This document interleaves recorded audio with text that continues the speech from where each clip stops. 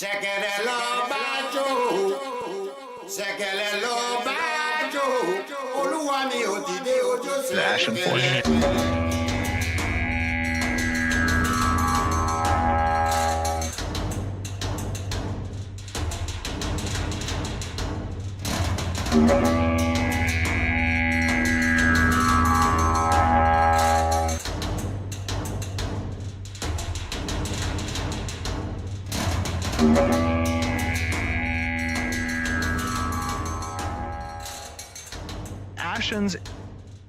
The Ashen Forge. Hello and welcome to the Ashen Forge. Hello, my camera's working. Perfect. Yeah, I've had cam issues, audio issues. I've not been able to fix everyone's cameras, so Earl was sitting too low, Dick's sitting too high. All right, what's up?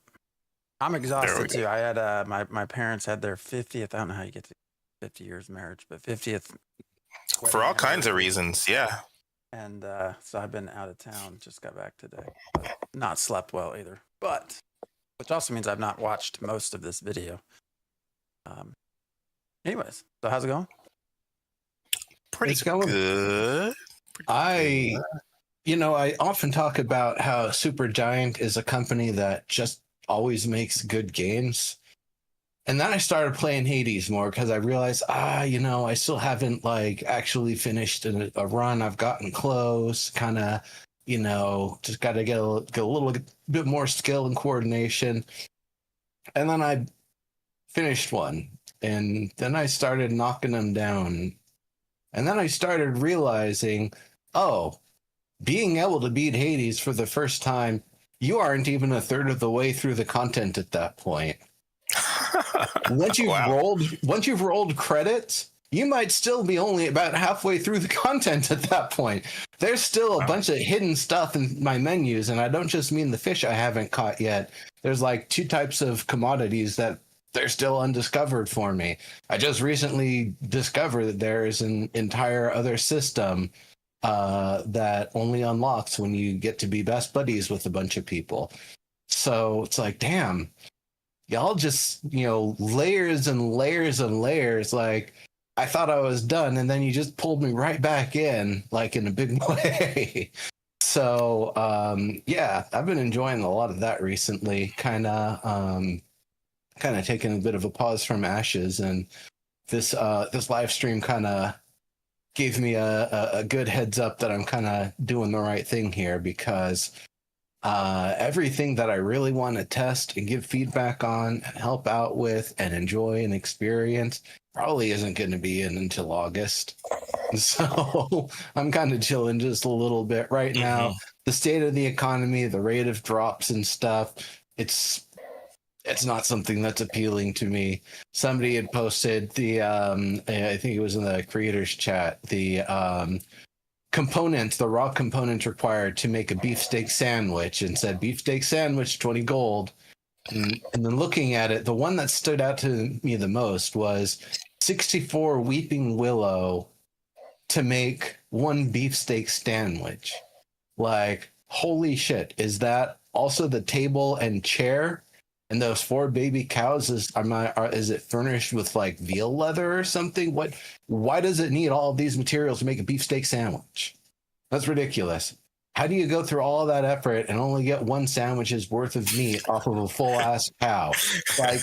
There's some things that are the economy of scale is just not right. It just drives me nuts. And so instead of continuing to drive myself nuts, I'm let's wait. And then they kind of talked about in this one that the whole trade and artisan overhaul didn't quite get ready in time for this wipe. And so they're having to kind of make all of these changes mid 2.5 here, instead of being able to hit it at the beginning of a phase to get better feedback on it.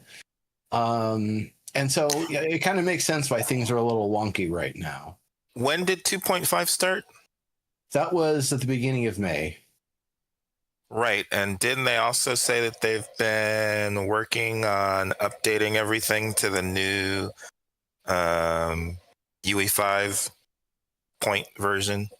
Yeah, 5.5. Starting in May or April, probably April. Yeah, but doing an engine merge or an engine upgrade and the merging related to that is a bit of a different sort of thing. As they were explaining, there's a team that's going through and looking at the updates and the features of it and having to make the assessment. Is this the one that we upgrade to, or do we wait? Because when you upgrade, as he said, it's like approximately 60,000 lines of code being dropped in that now have to be, reviewed and audited. Yeah, but I thought they said they started working on this update a month and a half ago. Oh yeah, they've So probably I'm just been... saying. So they probably did not have as many resources to put all the stuff in that they wanted to. I'm just saying, Well, this is different teams. The engine team that would be basically trying to port what they have now and what's being built now to the new engine so they can merge the engine upgrade branch in with everything else.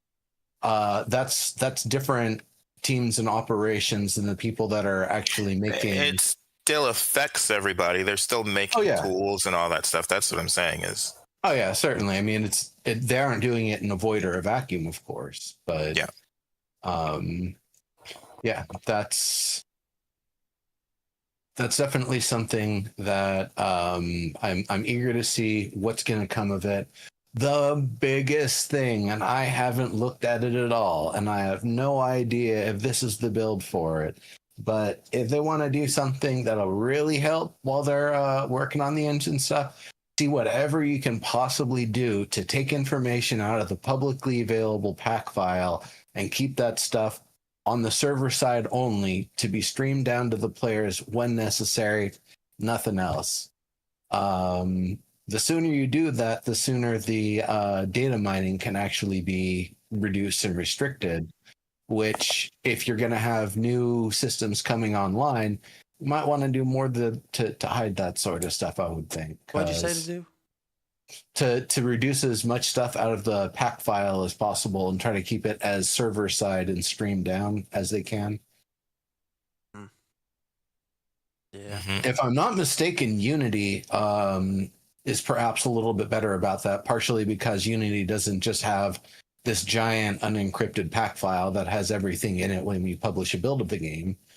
I remember that was one of the goals for Revival and Chronicles of Illyria, is that they both wanted to have it stream things down to the player as they're in proximity.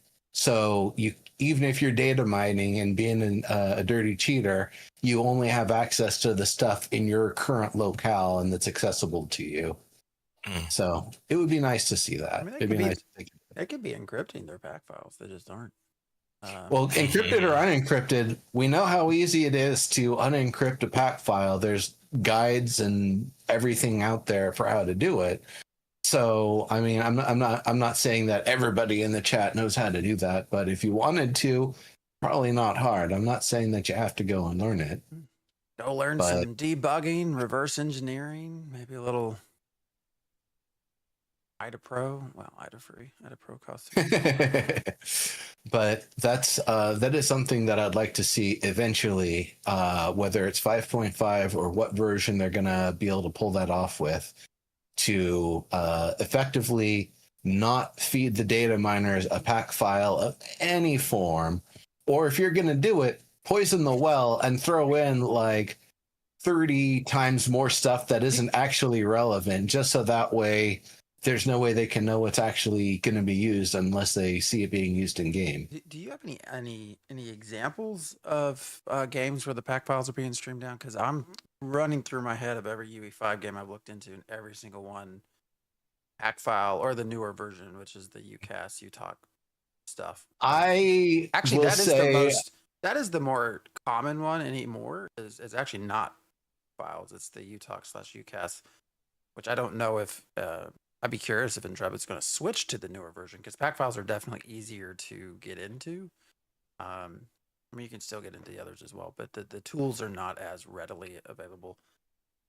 So, yeah, how to do that if there isn't a way that the engine is able to do it off the bat? that would likely require some additional invention, and it might require them to work directly with Epic to work out a solution. I'm sure other Epic clients would love to have that sort of functionality. So, that'd be a win-win for the both of them if they could pull that off.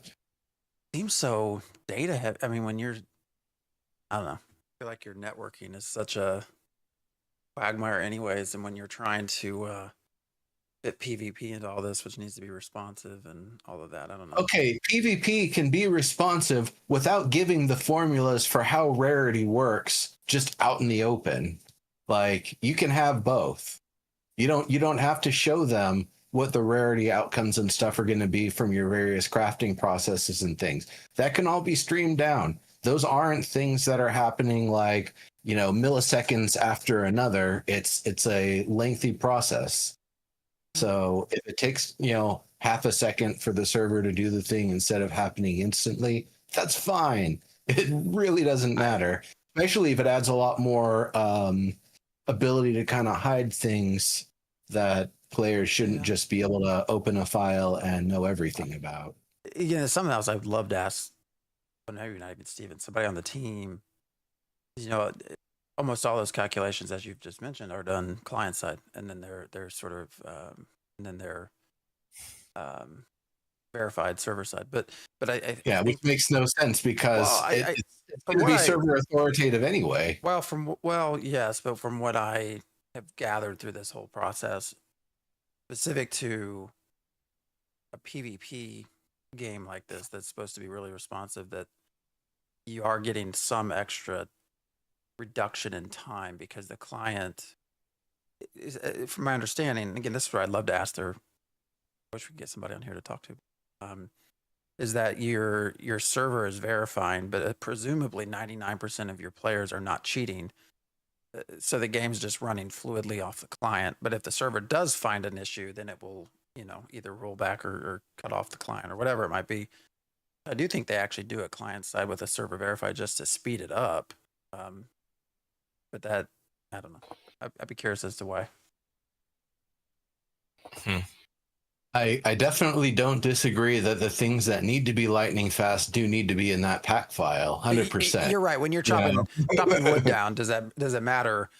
No, much? Absolutely not. Probably not. It does not matter. Something on the server side can tell my client how many trees are, how many chunks of wood I got off of that tree. You're calculating the different components of combat and damage, maybe. Then it makes sense when you have such a complex. Oh, sorry. Whoa! Hey, thank you. You're back. It was just for a moment. We're all good. Anyways. Yeah. So, the stream. Other than the content of the stream, the setup of it. How did you guys like the multi-panel? Because I gotta say, it felt like we actually learned things, and it's been a while. I feel like jumping in the game and trying to talk about the game while you're playing the game, we just don't learn as much. And if you want to watch somebody talking about the game while they're playing it, hello, we got content creators. That's what we do. Mm-hmm. I mean, I was kind of thrown back a little bit by it. I think probably I would rather see things like that than them running through the game at the moment, because we can run through the game, so we don't need to see them run through the game. I mean, if they were going to do a summoner showcase and actually show off what the summoner is doing, and I actually prefer the more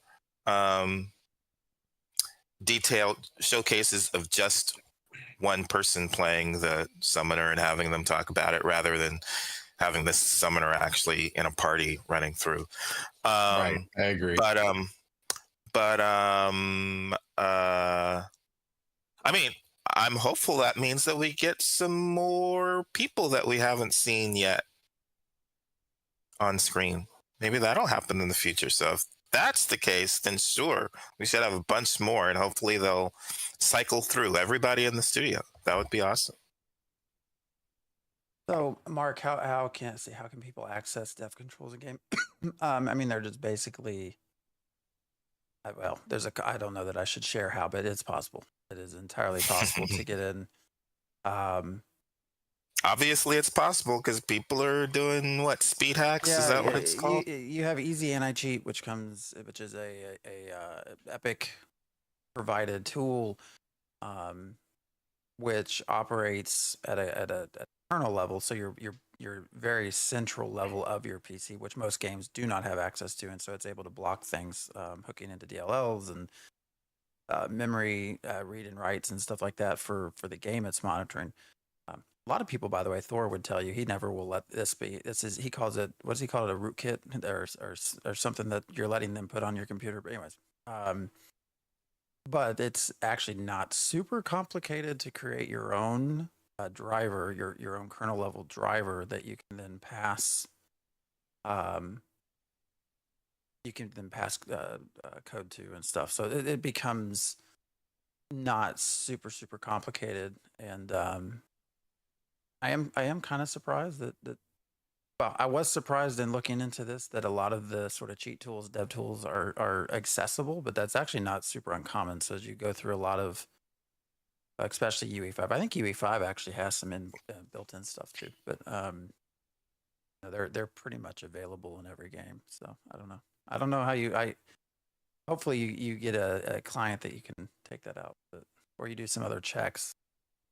But essentially, since you are relying, and I've been saying this forever, on the client, the only way you're ever going to stop this is completely by streaming the game. That they would have the game run on their own PC somewhere and stream it to you. So effectively, you're just inputting controls and you're watching the stream video come back to your monitor. I think that's the only way you fix this. So, they seem pretty intent on being able to find heat maps of people doing things, cheating. My understanding is there's still a lot of speed hacking going on. I don't know how long that persists. I don't know. It sounded like they every day basically get some report or something, and they comment on a lot of it being immediately actionable. But actionable. Yeah, it's not exactly saying ban versus suspended versus slap on the hand, as he put it. But it can be actioned upon. Whether it is actioned upon is another question. But yeah, Mark, there's not really. I think. Well, you could conceivably strip out the dev. I think you could make a separate client. Like you could create just a dev client for Steven for when he's doing stuff, but then you could create a separate client that goes out to the users that does not have that, I would assume, but I'm not making their game, so I don't know. But yeah. Crazy when you so start I have a thread on the forums by Elohim Venture. I'm segueing, sorry, but it says 1 month of free membership seems like a small reward for supporting the game since the beginning. And I mean, maybe it seemed like a bigger reward when it was only going to be 3 years, but now it's 8 years, and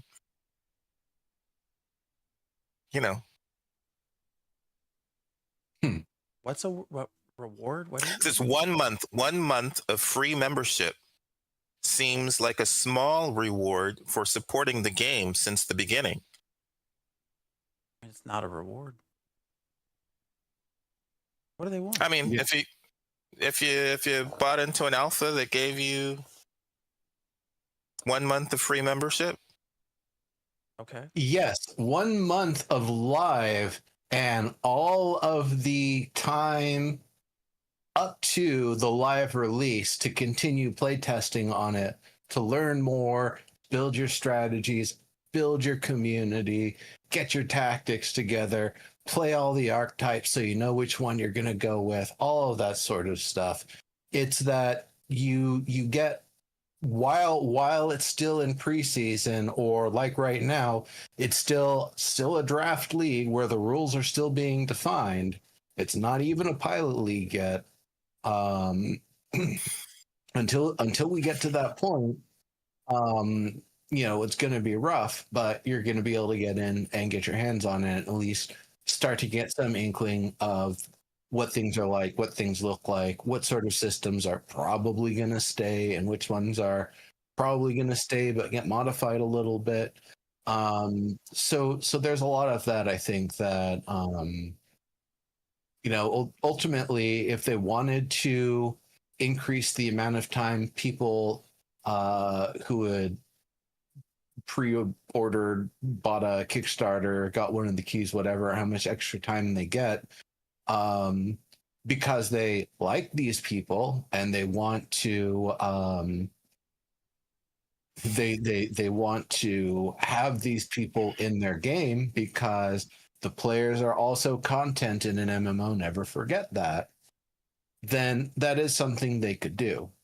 But by and large, I think they're sticking with the you get what you paid for, and if you get any more, it's out of our gratitude or otherwise. It's not it's not going to be something where everybody who only has 1 month access is going to be able to complain their way into more time.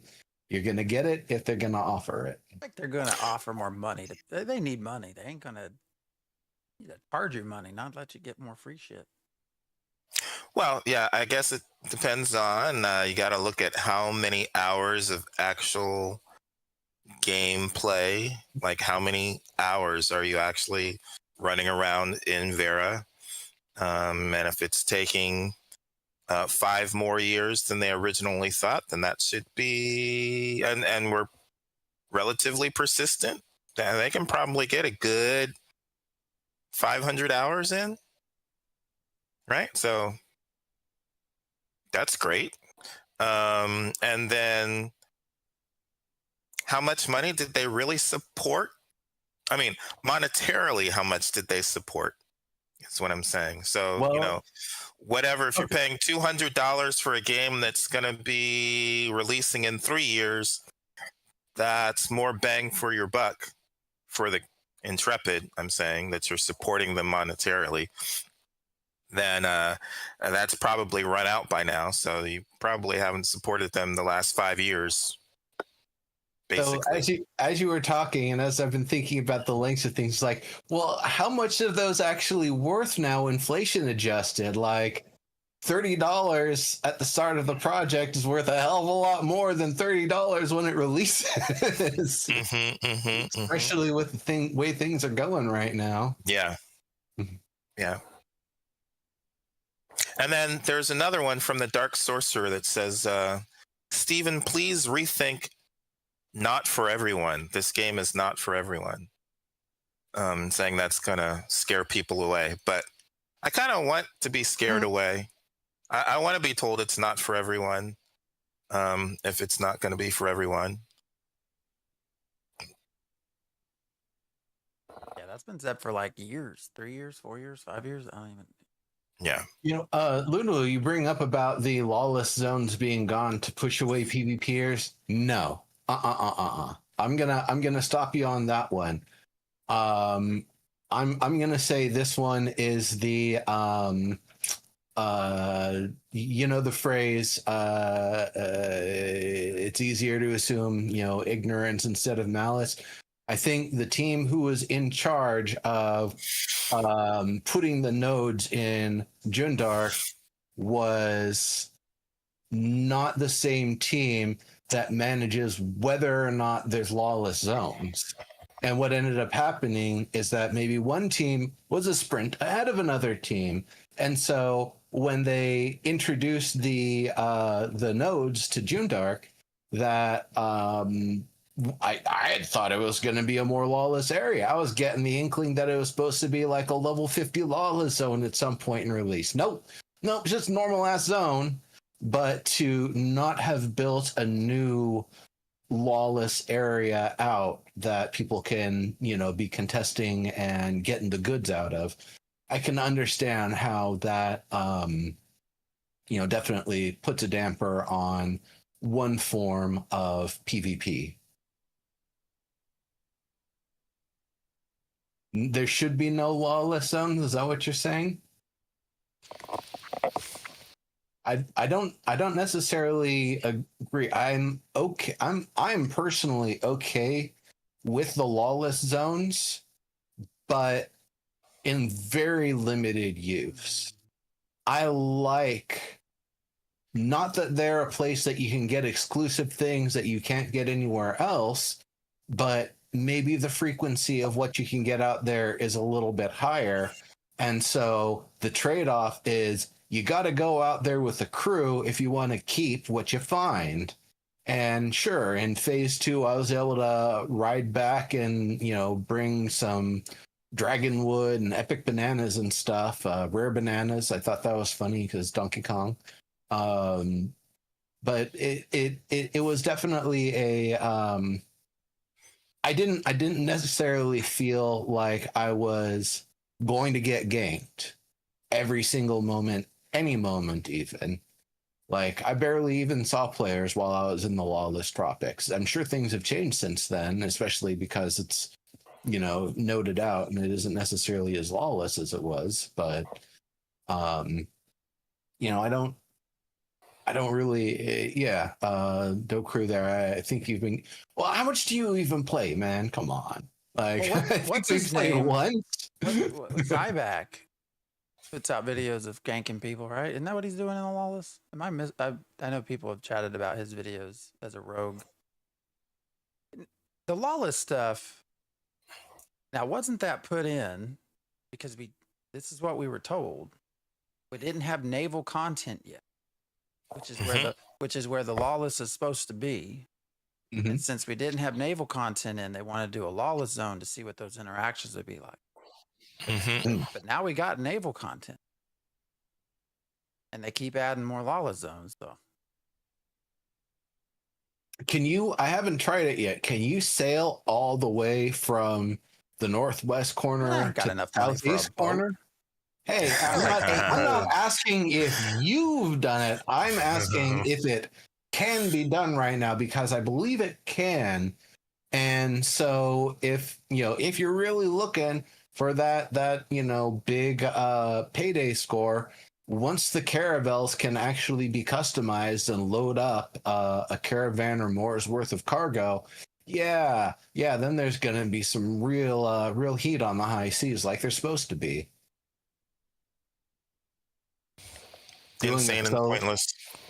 Doing it solo on a raft isn't insane or pointless. If you don't get caught the whole time, you get a giant payday. Is it going to take 12 hours? Yeah. Here's what I wonder, and I wonder what everyone would think, is whether we're going to end up getting the sort of, was Arcage, the rotating PvP zones that kind of come and go, whether this is also testing whether they could do that with lawless areas. Now, the pushback when I brought that up before is that how would that would not work in a node/vassal structure. Not sure why it wouldn't work, but I don't know. I feel like that's a decent in between. Well, the first reason why it wouldn't work is because if you walk up to a node in a lawless region, you're already flagged, and so the guards are going to automatically attack you. So on a technical level, that would already be problematic.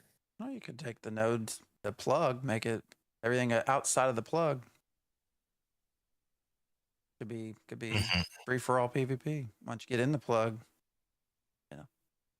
I could see wartime conditions, or maybe like after a node has been successfully sieged and razed to the ground, that now the area is kind of lawless free for all for like the next 24 hours or something, but not a long time. It's not going to be a permanent change. Mm-hmm. And then I thought I saw something the last couple of days about corruption needing to be revamped. Were they saying it's so strong that it's probably going to preclude people from doing PvP? The corruption? Corruption. Corruption. Now, are they talking about corruption as in I'm going to go kill whoever I want and then I've got to wait till divine nodes are up so I can, pray my sins away and be uncorrupted? Or are you talking about corruption baiting and how people try to manipulate corruption as a mechanic to make people accidentally go corrupt so you can kill them and make them drop stuff? Because if it's the latter, I 100% agree. That's a big pile of bullshit. And unfortunately, it's one of those things that was also a mechanic in the games that Stephen really liked, that were some of his big inspirations. So I don't know if corruption baiting is actually going to go away, or if that's one of those expected mechanics. Gotta be aware of, everybody on the battlefield, and also that level 1 that just rolled up with their horse. I think part of it was that maybe the corruption as compared or contrasted with the scarcity of loot, or how valuable your loot is, and not wanting to lose items. Like, people are not going to want to risk well, again, the economy is sure. completely trashed right now, so it's really hard to say. I would really like to see common items as common drops, constantly dropping common items.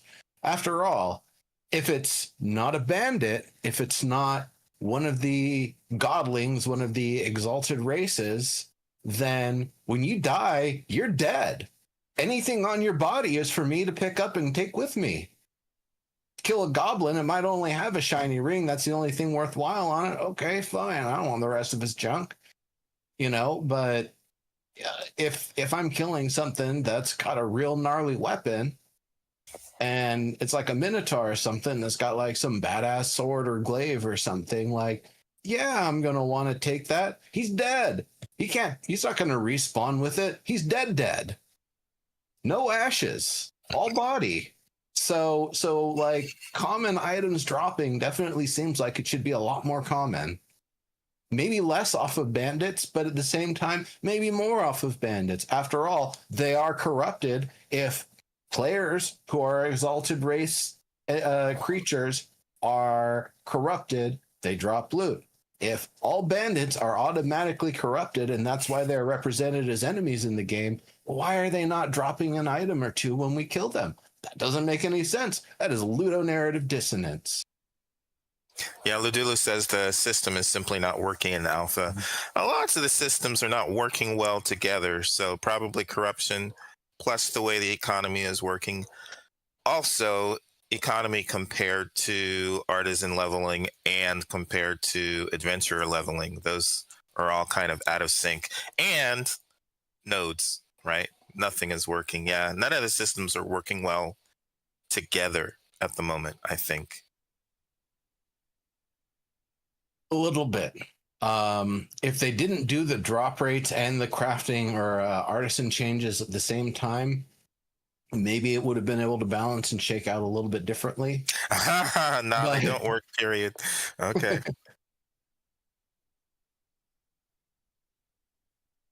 Yeah, and again, like, I'm excited for what they're working on. And I'm looking forward to seeing what they are able to come up with here. But in the current state of things, it's just rough. And if you're into that, if you like being deep in the trenches while it's in its roughest, if an entire stream of Steven saying embrace the suck isn't enough to scare you off, then by all means enjoy, please. We need people hammering on the content right now. I'm just kind of waiting. Yeah. I've done enough people hammering on content since September. There's no more content to hammer on. Yeah. Well, every new update is a chance to find something that's still broken. It took away my damn treasure maps. Did I complain about that 2 weeks ago? Yes, you did. You did. Okay. You did for sure. I don't know what's going on with treasure maps, because someone was saying that they were getting Gendark treasure maps like Wildfire, like flapjacks. Something. They were getting a lot of them.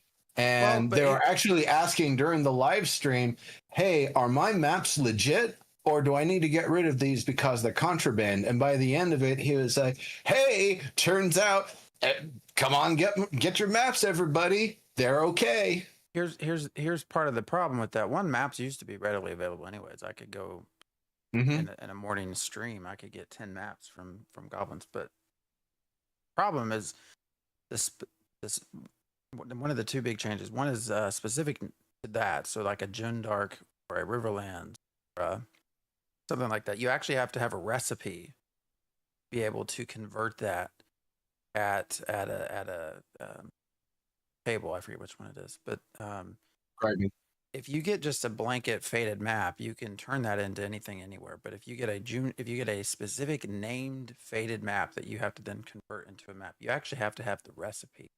And the recipes do not drop that easy. I got a Riverlands map recipe that dropped. Actually, I was playing with Planendorf. This was last Saturday, I think. Saturday or Sunday. I streamed 3 days, maybe Sunday. But he was hanging out with me, and we were just killing goblins. And I actually got a recipe for a Riverlands map. And Lemon. Well, you probably don't know who these people are, but anyway, somebody that hangs out and watches and we chat with. Like media's like, I'll give you a gold because it's like so rare to find it, and they had tons of these Riverland faded maps they couldn't do nothing with. So I just gave them it, and I was like, "Oh, just make me some maps later. You can have it." That was one of the changes.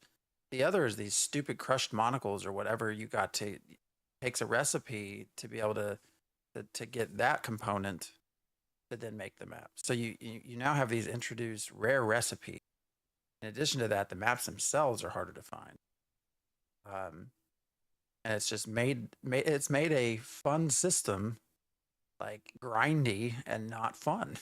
I went to try to find we ran up to Winstead to try to find the recipe for the, I'm forgetting what it is. It's not the crushed monocle or something like that. It's anyways, the recipe, I was like 8 gold. I didn't have the money for it. Like no way I was gonna have the money for it. Oh yeah, for the lens or whatever.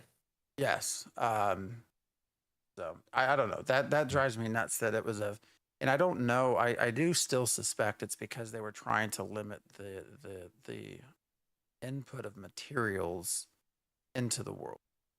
Would be my guess. Because they do reward things pretty well. But I feel like a better approach to that would be is to just reduce the tables, like the drop tables, like reduce your number instead of dropping 45 rare copper, like drop 20 or something like that. Because I have like no reason. I'll still log on and play, but like I don't have anything else to do right now. I don't. And I've done the leveling grind, and I guess I could start a rogue or something, but I mean that's gonna get old too. At least with the maps, we on stream would make them, and then start the quest, have to find out where it was, and then that would be a long run to somewhere, and you just chat with viewers while you're running there. It was a fun process that has had, in my opinion, nearly all of the fun taken.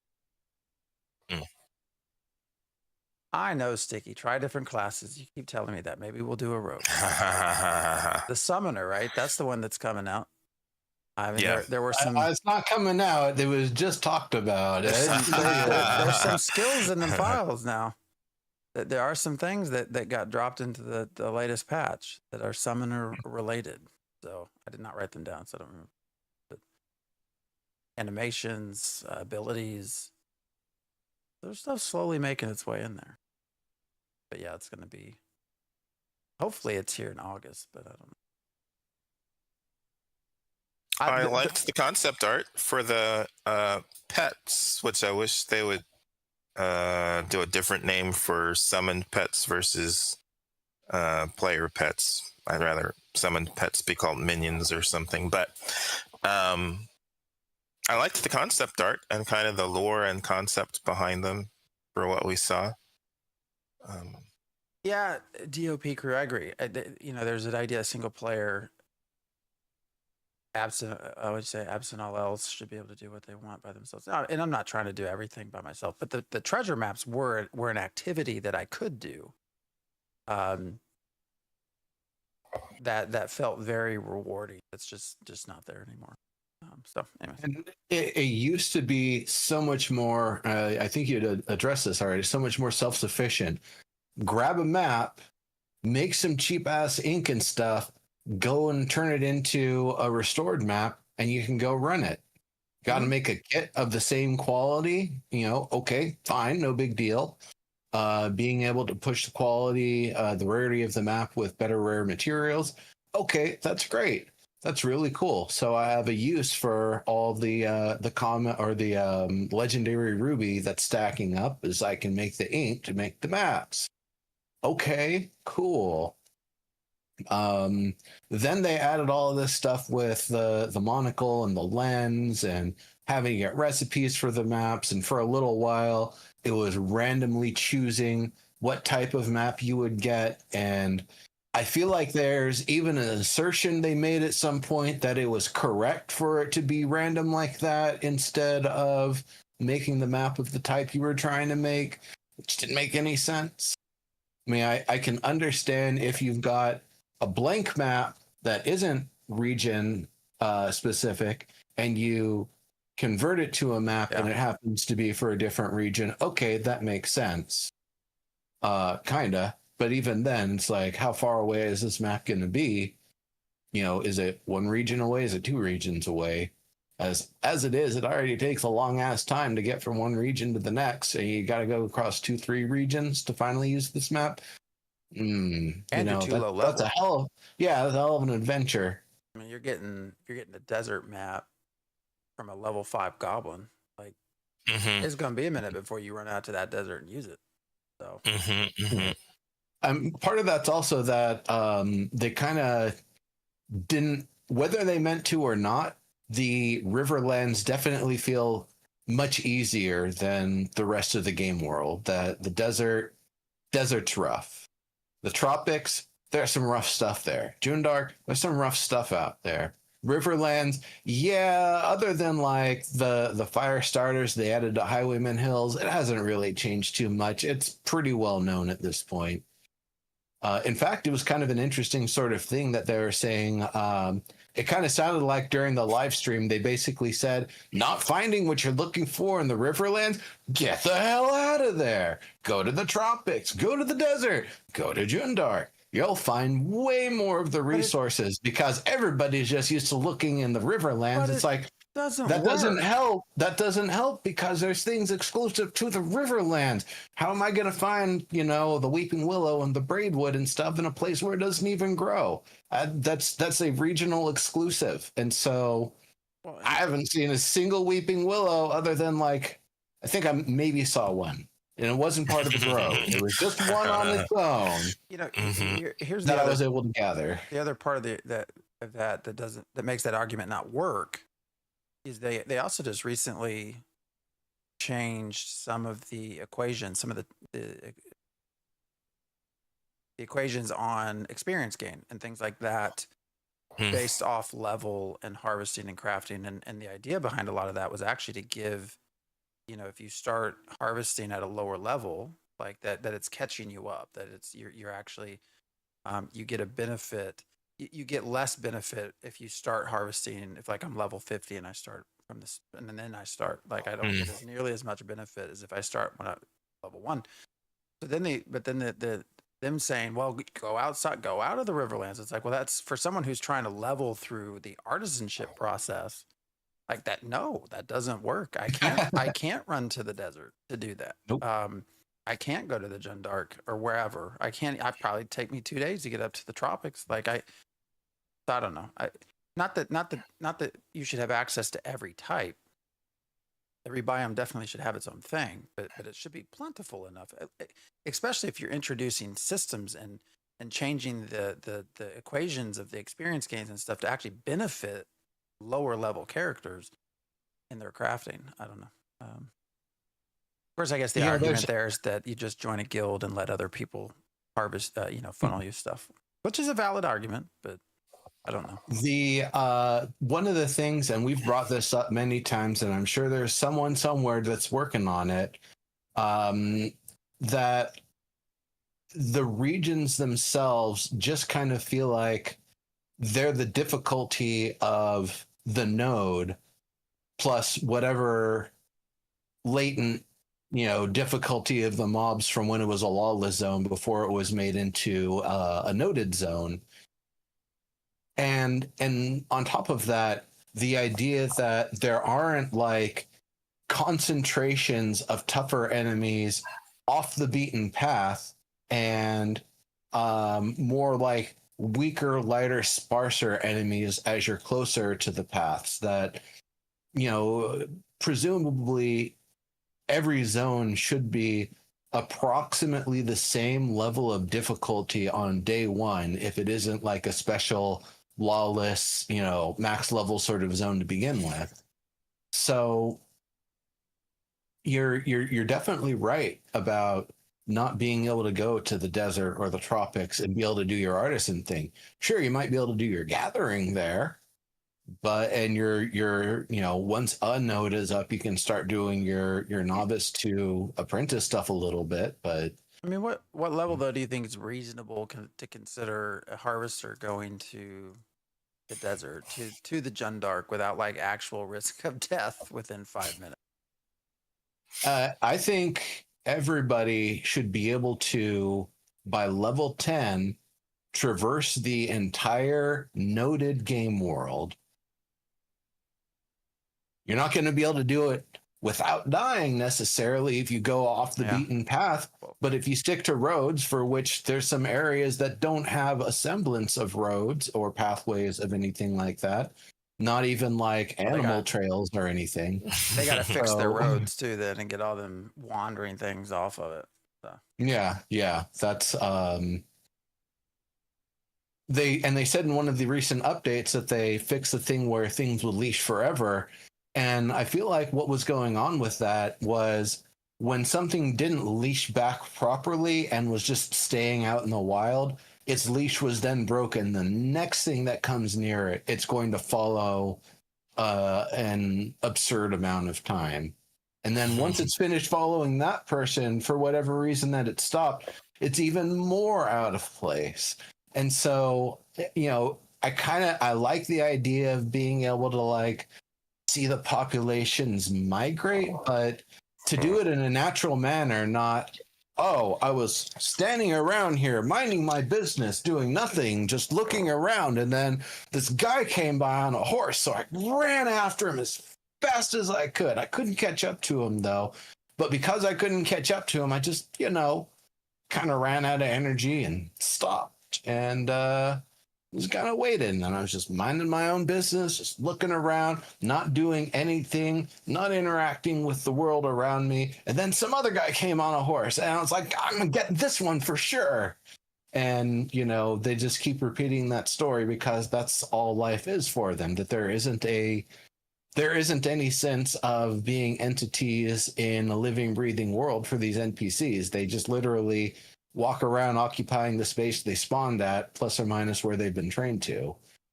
So that is something that, I go back to it, love it or hate it, say what you want. Chronicles of Illyria trying to actually have some sort of a simulation layer where NPCs were part of a living, breathing world, that they were actually interfacing with things, that they actually had a hierarchy of needs. We don't have anything like that. And so the actual interactions we can have with the NPCs are basically, if it's close, it's going to attack us or we're going to attack it. And if it's not, who cares? It's not our problem. There's a lot that still needs to be done on that front, I think, before it'll really feel like the NPCs matter more than just being effectively stat sticks on legs. So what do you all think about the theory of the summoners? So the idea, I think they mentioned a few times, your group doesn't have a tank, then your summoner can tank until you find a tank. Don't have a healer, your summoner can heal until you find a healer. Like, I hear them say that, my immediate thought is, well, if your summoner's tank is good enough to tank, why would you continue looking for a tank? Like, Maybe a raid would be different, but I feel like in a pinch, sure, but it almost sounded like it's a substitute. So I'm envisioning this idea of a group of just summoners, and you have like one that the tank and the healer and like the DPS, and I want to run that. I want to see. I want to do that with people. I want us to all have summoners and just see how far we can get in a group, just summoners. Well, you're not going to have some of the utilities that the other archetypes have. Like, I don't think a summoner is going to be able to have a pet that can revive, except maybe if you go summoner cleric. Even then, that seems like a stretch. And so the cleric's party ability of I can revive people still supersedes the the fact that they can temporarily be replaced or augmented by a summoned healer. And then, sorry, I was thinking. I don't remember what the hell I was going to say. Never mind. The driving attributes is something that's a little interesting to me. And while you're talking about that, I was also kind of thinking about what they did with the druid in World of Warcraft, where it's like, oh yeah, you can be a bear if you want to tank, and you can turn into a cat if you want a rogue. And I don't know if they had any of the other martial or otherwise archetypes. I remember what I was going to say. It is the Guardian. Everyone wanted the Guardian, so it is the Guardian. So, I mean, it is effective. They got what they wanted. Mm-hmm. Yes, but that's not what they were asking for. They said change the name to Guardian, to which I was suggesting, why don't we just switch it up entirely? Instead of a tank, make it a tankard, because they get people drunk. It's the power of ale that they use to mitigate damage and get their hits in.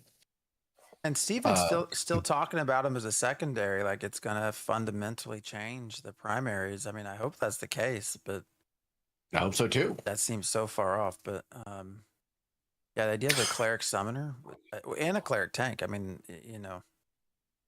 sounds incredibly fun. A group is supposed to require one of each primary archetype, so it should not be the case that a summoner can replace the need in an 8-person group for a tank or a healer. What if you're a summoner / tank? Like, does that beef up your tank? Supposedly not. What if you're a summoner / cleric and you put out a DPS? Can you heal it? So one of the things that I've found highly amusing is that Steven said people forget that there are these secondary archetypes that we haven't seen in the game yet. Like, what do you mean people forget? Ain't nobody forgot that there are secondary archetypes that we have not seen yet. Still waiting on bated breath for that. Like, you keep on saying tank and cleric. You keep on saying tank and cleric, and we keep on saying, dog, we're level 25 still. Can't do nothing. Yeah. We still haven't even seen the rest, and this is one of the other things. We haven't even seen the rest of the augment system. Like, exactly. Before we can even have secondary archetypes, the whole rest of the augment system probably needs to be ready first. Yeah. The thing that I'm thinking about too, and this is something I had thought about, and I asked, but I didn't get an answer because I guess I was a little late on the questions or whatever, and maybe they weren't going to answer it anyway. What are the driving attributes for summoners? Do you have to put on highly defensive gear and like martial gear in order to have your tank summon tank well? Or is it your int and your wisdom and mentality that drives all of the attributes of your summons, because you're magically summoning them using your magic power, and then they're, that's the thing I was kind of wondering about, is how the gear the summoner wears is going to affect their things, and if there's going to be an emphasis on trying to drive certain attributes in certain different ways because it will affect the summons, or if like it just comes down to, just do int and whiz, bruh. Everything else is a freaking dump stat for a summoner. It's like, well, that's actually kind of boring. But if everything they're doing is all magic based and you're doing magic damage and you don't have any physical damage, I can understand why you wouldn't want to be, putting on physical power gear just so that your tank form can tank and then you're still a shitty caster. So that's going to be another thing to kind of see. Debate was the EverQuest mage summoner. They kept calling EQ summoner. The only thing that was an EQ that would have been considered close to that was the magician. Yeah, I think there are some of the talk in chat that I was seeing about that. Yeah, I think they were saying, yeah, the EQ mage was the summoner, not EQ summoner. It was just kind of like shortcutted into the dialogue. Also got to see a little revamp of the cleric. I did see this part because the cleric skill tree. Mm-hmm. Sure, the ideals are great. The tree itself looked messy. Hope they clean up the UI, but it looked kind of pretty, like it had wings going off of it and arrows pointing to what you couldn't do because it was so damn confusing. Like, it's so inherently not easy to follow. We have to put arrows in to make sure you know. Anyway, I'm sure they'll make it look nice.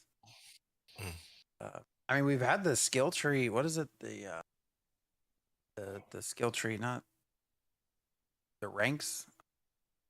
That's we're supposed to be doing stuff with ranking skills, right? It's in because it's in the code. What am I thinking of? I'm tired. My brain is not working.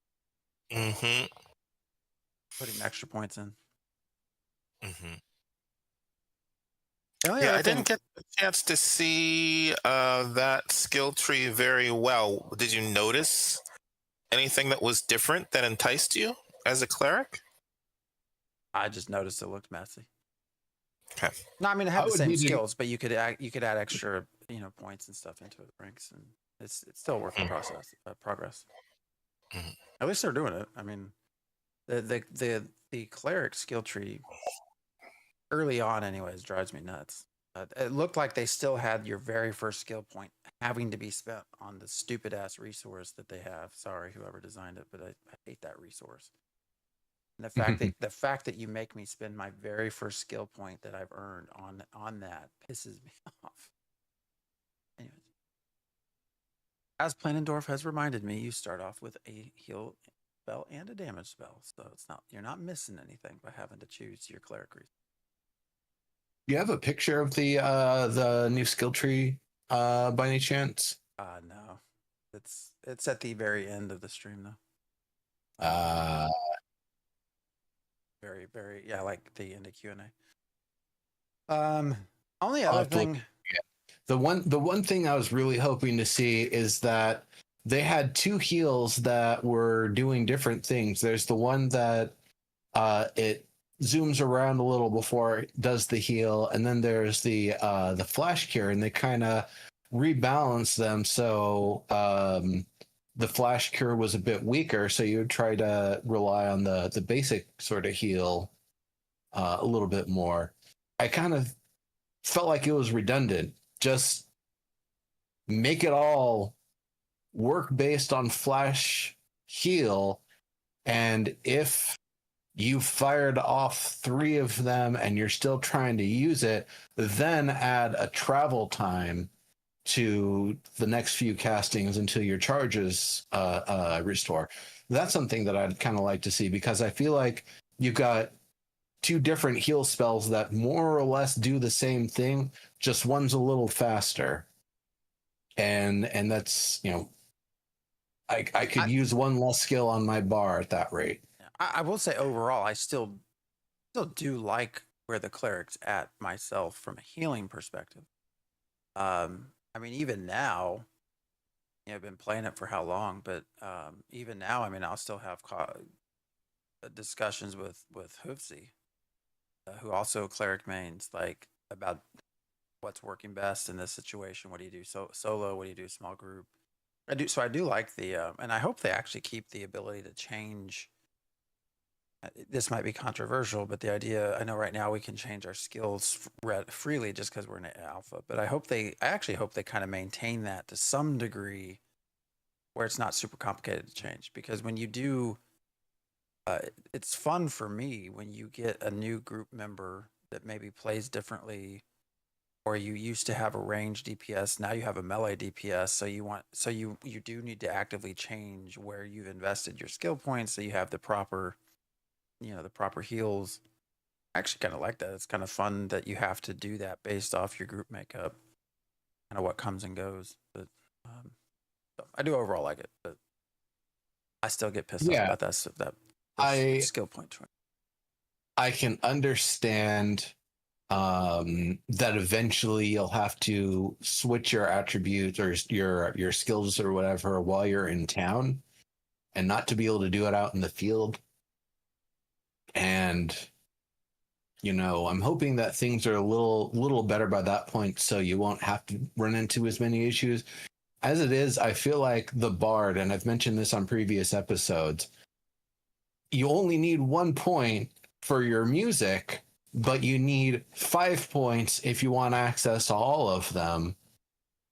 So either you're over investing points in the already gigantic skill tree of the Bard into just having all of the songs, or you just have the one you need loaded because you're only going to be using one in the party, and that's the mana battery. And then you really don't need the rest of them. And so it's a weird thing that in order to be able to have more versatility as a bard, you have to have less versatility in terms of where you can invest your points, because if you want to have all 5 songs, if you want to have all of the top row ones that have their various buffs and stuff, and set up for your what's it called, the saga, that there's just a lot of places that the bard points are being poured into. Eventually they switch it up so you don't have to spend a point for the throw a tomato or do a heal. And I'm glad, because it never worked as a paired ability. If I was trying to heal myself but I had an enemy targeted, I'm going to throw a tomato. If I'm trying to start off an encounter with a tomato, but I have a buddy targeted, guess what? It's going to heal them. It's not going to be the tomato. And so it was just so problematic. It's like, it's cute that you had it on one button, but it ain't one that's supposed to be on one button. So the fact that they allow you to split it is nice. Yeah, it's kind of hard to discern from the skill tree that we're shown what actually kind of what everything's actually going to look like now. Like, you're right, the first point at the bottom is that mandatory one, and then from there you start getting to make some choices, and then from there you get to kind of make some more choices, and off to the wings, I think, are where if you want to put 2 points into one thing sort of stuff lives. It is kind of an interesting way that it's laid out. Only other thing I want to talk about was the CC program. Well, 2 things. Is still coming soon. I was amazed they said, well, we're going to be cutting off applications soon. I was like, damn, I thought they cut off applications like 2 years ago. I didn't know they were still accepting applications. Like, no wonder Adam's busy. Like, they still got people pushing stuff in. Like, I thought they had cut that off, but that is supposedly soon. We'll see. But along that line, part of what I was bringing that up was he kind of called Steven kind of, gets a little fiery when I think those things are kind of personal attacks, and kind of opened up a little bit on Copium Clinic and Falco, and the comment, what was it, that somebody came into a Discord chat and said, oh, I play D&D and I'm not going to get in trouble or whatever. That the person said the favoritism, whoever it was. basically. Yeah, that they play D&D with Steven, therefore nothing's going to happen, and don't buy into that stuff. Yeah. Yeah, I mean, I don't know, I didn't super like the idea of calling out some of your content creators that are out there trying to do stuff for you like that in a negative way. But anyways, at the same time, it's like what was sort of presented was, well, don't believe them, believe me. It's like, okay, we would like to do that, but I mean, you're not naming names for apparent legal reasons, and we well know the history of gaming and running a large guild and having friends that have now joined you at your company. Like, this is all well documented. I have no reason to think Steven is not telling the truth, but at the same time, like, there's been no real effort to like counter that other than just saying, believe me. And then we do have PI that have talked about cheating and encouraged their guilds to cheat, and talked about RMTing, and you have proof of all this. But this is where I think you get into the actionable term. Like, well, we took action on the account. Like, okay, well, is that a hand slap? Is that like, clearly some people are still here, but I don't know. It was just an overall, it felt weird. I think as a content person that's been we've been doing this 8 years, it just felt weird to do live on stream on his part, but I'm sure he's frustrated. I don't know, that's all I want to say. It felt weird. One other thing on the cleric, looking at the proposed skill tree thing, there's that first cluster at the bottom that's like 15 if you count the 2 in the lower left corner, and then it says something about 0 out of 16 points to unlock. And then that opens up the next set, and then 0 out of 37 points to unlock. So that's definitely looking at like characters getting up to level 50 as the sort of thing. Which I don't know if that's actually how it's going to be or what's going on with that. If that's the case, then it means everything that's at the very top there is going to be stuff that's effectively out until they raise the level cap. You might not have to complete it in order to unlock that, right? Well, no, it's saying 0 out of 16 points to unlock, and then it unlocks an entire chunk, and then it's 0 out of 37 points to unlock. So you need to at least be level 38 in order to access the stuff at the very top, unless we get more than one. That's what I'm saying. That's not necessarily the case because they have 0 in there, right? So it could be that you only need 5 or 10 to unlock it. They just have nothing in there at all. Yeah, I don't know. Right. You might not have to have it capped in order to unlock the next thing, but they just have 0 in any case. So yeah, I don't know what it's actually going to look like and how it's going to shake out. We won't know until it's in our hands. Mm-hmm. That would be kind of interesting, a little odd though, if all the abilities we've been playing this entire time aren't actually what's available in the first 25 levels of gameplay, that we're having like accelerated access to some of these things, but in exchange, there aren't any of the augments, so we can't really see what they're like to juice them in different ways. Yeah. Yep. I ain't got much more to talk about. Okie dokie. I mean, y'all keep going. No, we can call it we're over our hour, so we're good. I did not get to watch yet the part about the economy, but I was looking. Is that they currently have they call it a principal economy designer. position opening. Is that the same one that's been open since 2001 or 2021? Like they I have think had, so. they've I called think it that's a different position things. that's continued to be open. I recall they were looking for an econ designer last year.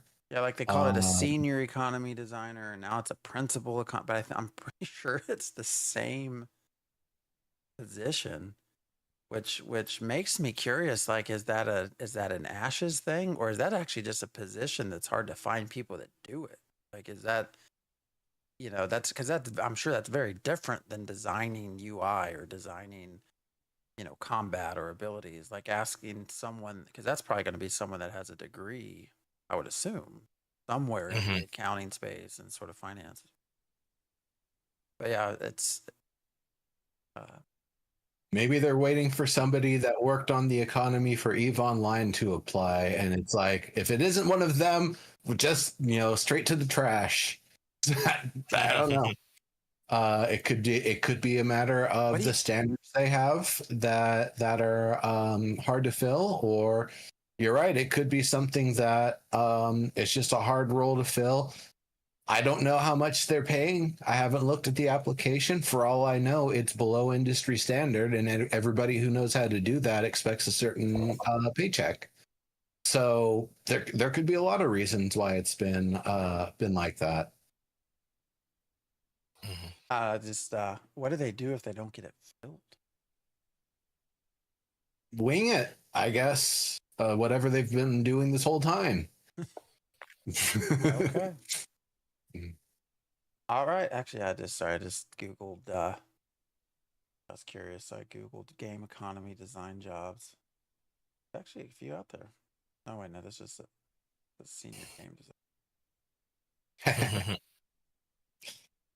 But it is something that I definitely hope that they fill and can get somebody who like really knows their stuff. And it could also be something where a lot of the people that apply, they interview, but what the people want to do with and for the economy is not quite lined up with what the people who are making the decisions actually want and hope to see or kind of need the person to have. And so it could be that they've been getting constant applications and constantly interviewing, and it's just a mismatch.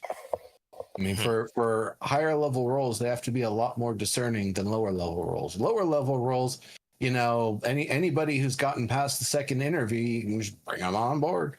If you like them, if you don't, then don't.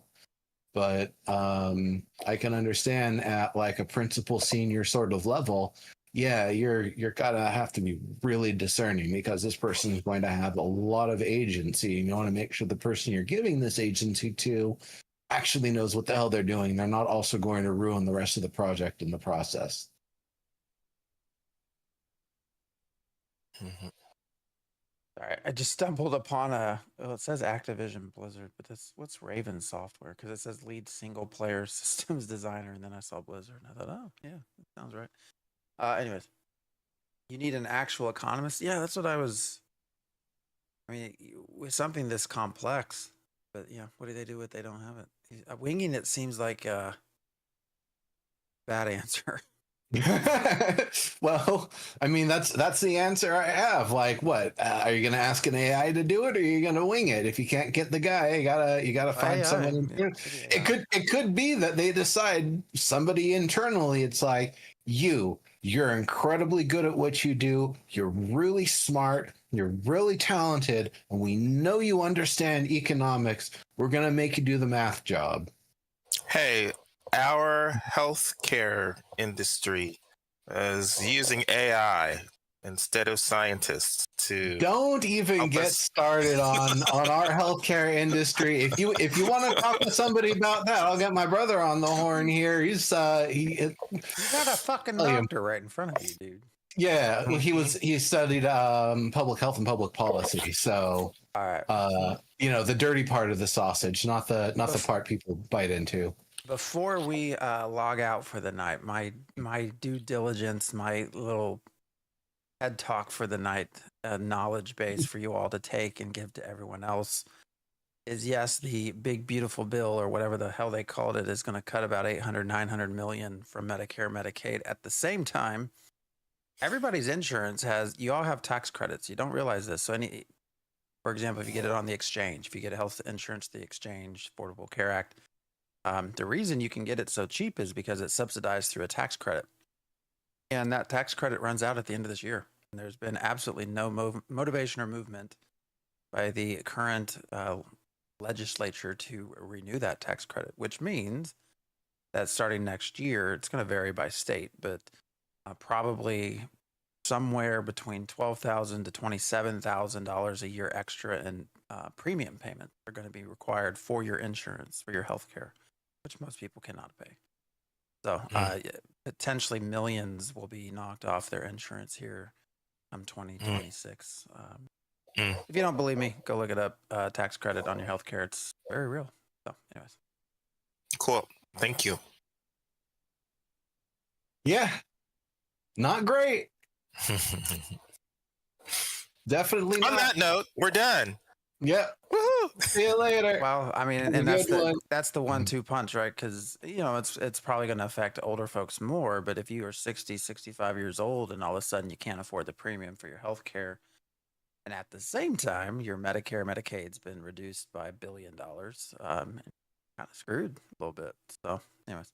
Yeah, I'd have to find the validity of the quote, but apparently the guy in charge right now allegedly said something to the likes of, I don't like people who play video games all day and live off the public health care. And it's like, well, not only are you calling a lot of people out with that, but I think there's bigger problems with people being unhealthy than there are with making healthcare affordable to everybody. But you can't convince. It's interestingly, it's bad enough. I have recently considered the idea of private practice, and everyone I've talked to have been told, stay away from it, because this is going to sound stupid, but the thought process there is potentially a lot of your private practice docs are going to go broke next year because people aren't going to be able to pay for healthcare. So,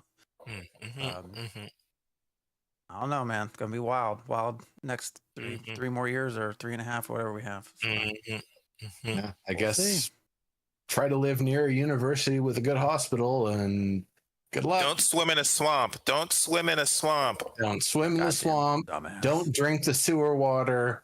I'm going to take fluoride out of your drinking water, but watch me go swim in shit. You know what? The weirdest part about that wasn't even the fact that he was swimming in a pond water that had, fecal contaminants. It's the fact that he was swimming in jeans. Right. He had jeans on. Right. Nothing else. Jeans. I mean, George Carlin was talking about how everybody's immune systems were so good because they used to swim in the Hudson River that was always full of. Yeah, but if he's so smart, then why is he dead? So there you go. All right. Okay, Dope Crew, I'm going to get you on that one because good cheese made from raw milk is actually pretty good, but definitely not stuff that's been pooped in. Okie dokie. Generally don't want to ingest fecal matter if you can. No. All right. Well, we will be back. Actually, what is? Oh, yeah, I'll be here. Is it the 8th? I assume I'll be here. I'm going to try to stream some. I'm actually probably not going to work this week. I'm pretty sure I'm taking off vacation, but usually that means that means usually I just work from home. But I will try to stream Ashes some during the week. That's curious to watch. I don't know what the fuck it is. Actually, goal right now is not to find treasure maps. It's to find the recipes to be able to make treasure maps, which is even harder to do. So. You know what? If you really want to have some fun, start doing some more questing. No, that was an awful experience. So. Did you know they're actually finally fixing the Carfin quest? The Hounds of Golgotha quest line got a shout out in one of the recent notes that this one that's been broken since phase 1, for which there weren't even any rewards, now there are, they're finally addressing. And let me tell you what it is. I'm pretty sure that they're addressing. You get to this final phase, the Raiders of the Lost Archives or whatever, and you need to kill 3 specific NPCs. But until this fix goes through, the problem is you have to drop party and be tap plus 40% or more before anybody helps you kill it, because you have to get solo credit outside of a party, otherwise it doesn't count. Wow. And so, yeah, that one's been broken since like phase 1. That was the quest. Some of my buddies in Genesis, which is recently merged with Federation, that was the one we were trying to figure out, because it says a relic at the end. Now you don't get a relic, you get a really good caster necklace, which I might still try to get. But the fact that quest is finally being addressed, okay, maybe the IFC Fury will finally get fixed. That one's been broken the whole time. That'll steal your gold and give you nothing for it except a bunch of runaround. So, I'm excited to see questing starting to get fixed up again. I don't know if there's still more stuff on the backside that they got to fix before questing will start getting some more upgrades, but I definitely want to see, a lot more narrative. I'm not expecting it till to start coming, like to start being worked on until August. Well, all right. How about them Zephyr Wind? Yeah, I didn't get I like to do the that Zephyr because Wind. They're great. That's the that's the Samia's Hope. Yeah. Line? Yeah, I didn't get to do that because I picked Lionhold and got locked out of Samia's Hope. So. Yeah, no, I like their actual quest line. I want to help them reclaim their artifacts. I want to help the Valoon not be standing in the Kalar's shadow, but be able to at least be on equal footing. And it feels like that's the only quest that gives me a slight inkling of that. Otherwise, everything's still like, Kalar everywhere. And Valoon is just like, yeah, they're here. You can play them, but like, they aren't well represented. Well, this quest line kind of addresses that a little bit. And I like that. And yes, as he says in chat there, it ain't bugged. It works. Mm-hmm. Okay. Working isn't it? All right. Well, everyone have a great week, and we'll see you back here next week. See you then. Be good. Peace.